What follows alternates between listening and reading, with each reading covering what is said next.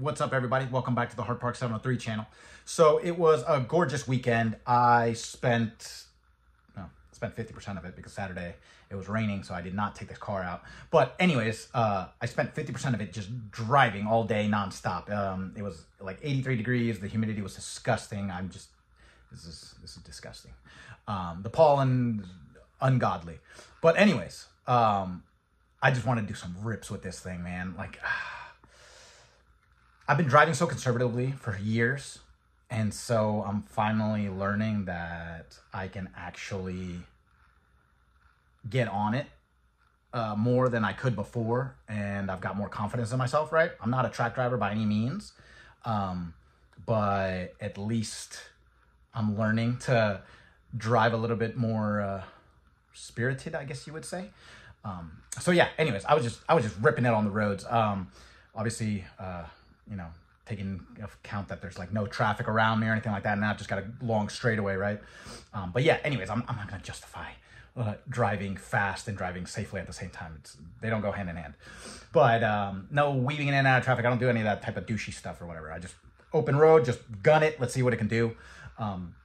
So yeah, had a blast. This thing is a monster. I've said that 1,000 times, but I've got stuff that I'm going to make I got clips that I'm going to put in a reel real quick, and dude, this thing just rips. But yeah, so anyways, with that being said, right, you need to have a lot of room to be able to stop, right? Like, I mean, this thing picks up speed real fast, and if you're going to stop from that type of, like, you know, high speed, then, you know, either you've got enough room to just gradually come to like to slow down and whatnot, or you're going to have to just hit the brakes. Shout out to Carbotech for supplying the brake pads. They're located in North Carolina. I'm in Virginia. It works out great because literally they got this stuff to me in less than 2 days. I called them up. Amazing customer service. Told them I basically have a garage queen and I just drive it on the street and everything. And so they were like, oh yeah, that's our 1521 series. And so they were like, that's for the street and stuff. Just drive for 200, 300 miles. And then you're good to go. You can do all your hard stopping afterwards. So awesome. Thank you so much for just being a great company to do business with. These are so heavy. I guess I'm going to assume these are the rear, obviously. Okay, so there we go. So these are for the carbon ceramic brakes. So you'll have to get different. I don't know what you'll have to get if you get steel brakes. All I know is that I've got the carbon ceramics, so I went with the 1521s. And here we go. So I have no idea how to put these on. GT Piece is going to take care of that, so I'm not too worried. I'm going to put these back in the... Okay. Ah, whatever. All right, I'm filming. Whatever. I'll just leave them there for a second. Let's take a look at these. Massive brick. Literally, it's like a brick, man. It weighs so much. Okay. That's how big. Would you chuck this at somebody? Take that! Yeah, that's... Okay, yeah, whatever. All right, cool. I'm excited. As if I slam on my brakes. I don't even know what I'm talking about. I rarely ever slam on my brakes unless it's like an emergency. I don't like to build up the brake dust. Along with the brake job that they're going to do at GTP's, they're going to also do the oil change because even though I don't put high mileage on this thing, right? Like we run synthetic, and so I think it's like good for like 10,000 miles or something like that. I think even more for that matter. But I barely put 2,000 miles. I probably barely put like 2,000. Realistically, yearly, let's say I put like 2,500 miles, right? And so regardless, it's always best practice to change out the oil at least like every year, like because the car, you know, it's like 50-50, right? It like sits for a while, and then I drive for a while. And especially with the Mercedes now, like with the Mercedes is getting some stuff done too. So just wait for it. I'm going to be driving the Mercedes, right? So this thing will be sitting down. It'll just be chilling like in the garage and whatnot. So yeah, anyways, it's a good idea to change out the oil, get some nice fresh oil circulating in there and everything, you know? And so for that matter, geez, I mumble my words sometimes. I apologize. It was... My brain is fried, all right? I've been driving all day. I barely drank any water and stuff like that. I just wanted to absorb as much vitamin D as possible and stuff. So my arms are completely red, but that's a different story. I'm like a lobster. But all right, so along with the oil change, I mean, that gives them the chance, obviously, to check the fluids and whatnot, see if there's any issues with the car and stuff like that. You know, also address an evap evap code, evap light, yeah, whatever. I'm pretty sure it's evap and not evac. Point being, there's a leak somewhere, right? And so they were saying they gotta put smoke in the system and then see where it's coming out of, and then that way they can address it. So that got to be done as well. Oh god, my shoulder's killing me. So I'm holding my shoulder with my other hand. I have no stamina. I cannot be a race car driver. Like, clearly I have no stamina. So I can lift weights and everything like that, take breaks and stuff, but no, nothing for long periods of time. Sex is a different story, but we'll get into that. I'm just kidding. So yeah, I gotta drop that off tomorrow. What? I don't know, like anytime before 2 p.m. pretty much. So appointments on Tuesday. Tomorrow's Monday. I gotta drop it off. It'll be there. So that's why I wanted to drive it as much as possible and stuff, because then I'm probably not gonna drive it for a few days, and then I gotta pick it up in like probably like 2 or 3 days, whatever, however long it takes. Hopefully there's no like big issues with the vehicle or anything like that. It's driving beautifully, so I doubt there's any big issues. Actually, you know what I'm gonna do? I'm gonna throw in the segments from my reel. Screw it, why not, right? It was such a gorgeous day. I filmed a lot. We did I did a lot of pulls, so I might as well just throw them in the video, right? Like, so at least that's way you can hear what the car sounds like when I'm just getting on it and everything, and then the burbles and everything just comes out really nicely. All right, so I'm gonna throw it in there, and then I'll pick it up when I pick it up from GTP. So just don't be confused with the timeline of events. Well, we can try a quick pull right here and try not to die. No, I'm just kidding. We're at 45 miles an hour. I don't think I'm gonna lose control.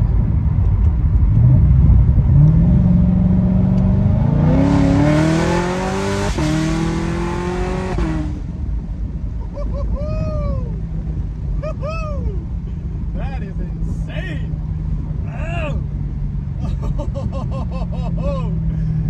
Oh my gosh. That definitely puckers your butt up. That definitely puckers your butt up. Like, it makes your heart, like just beat out of your chest.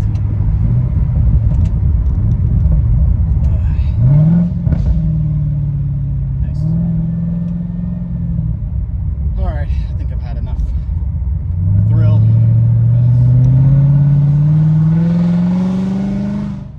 Yeah, that's enough. I don't want to draw any more attention. That's enough. There's normally a cop right here. All right, so no cop. And I just got to make sure there's no cars in front of me. All right, so let's do one more pull. Make sure there's no cop. All right.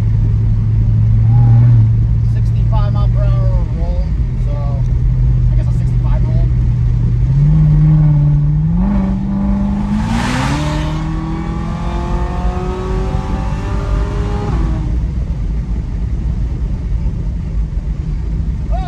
Okay.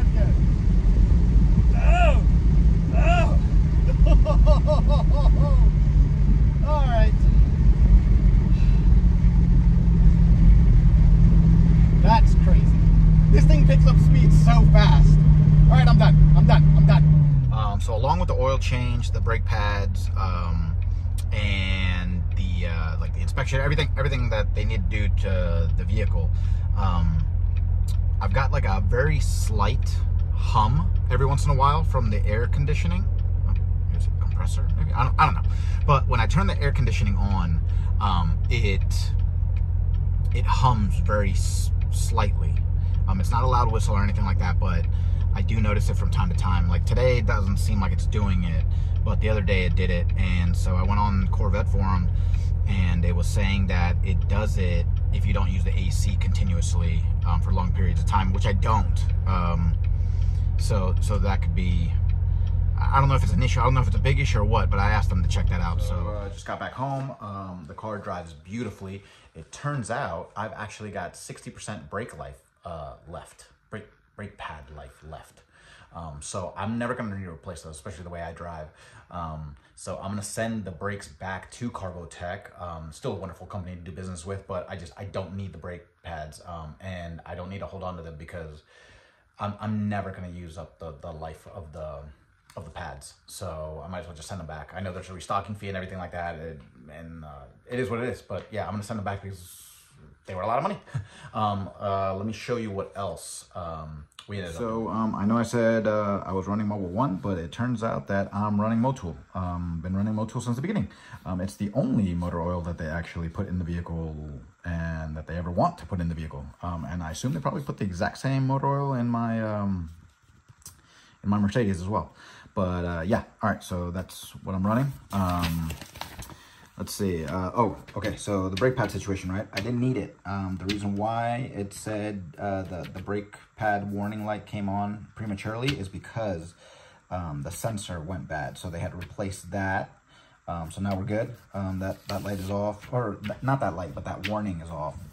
And then the check engine light was on for three separate reasons. So that was because I had two knock sensors, like bank 1 and bank 2 or whatever. I think that's what it was, that were throwing a fault. And so they've always told me that was that's related to the tune. But they said, don't worry about it. Like, they coded it out. And I've had that but it doesn't affect the drivability or anything like that. I've taken it back for the tune and stuff, but it is what it is. It like comes on randomly, like after like a crazy pull. Everybody said like don't worry about it. It's not gonna affect anything. It's not gonna do anything. Like your vehicle's running fine. There's no issues with it. So they said if it comes back on, they'll keep track of like when it comes back on. But so they tuned it out right now, and so we'll see. I assume it's probably gonna come back on. I mean, it's come back on now like 3 different times, and like we've coded it out per se. So I'm not really too worried about it. The vehicle just drives perfect. But then the last one, so the check engine light was on for that evap, right? Remember? So like I was talking about like the evap, and so it turns out that they did a smoke test and everything like that, blah, blah, blah. And then I guess this is the part right here. So tested the first solenoid on the motor and found that it won't hold below 9 inches of vacuum. So they ended up actually replacing the purge valve.